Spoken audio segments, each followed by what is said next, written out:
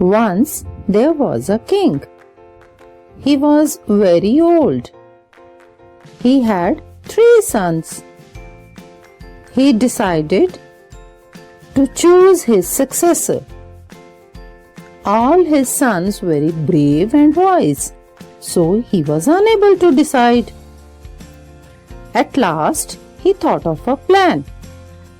He called his sons and gave a gold coin to each of them.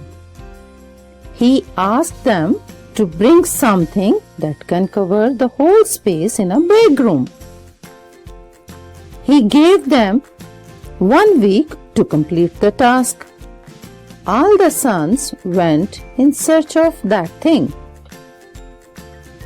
After 1 week, King called his ministers and his sons in a big room. He asked his sons to show the thing one by one. The first son bought the cotton, which couldn't cover the whole space.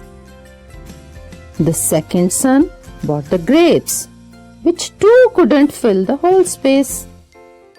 Now it was turn of third son, who asked the servants to shut the door and windows of the room and lighted the candles.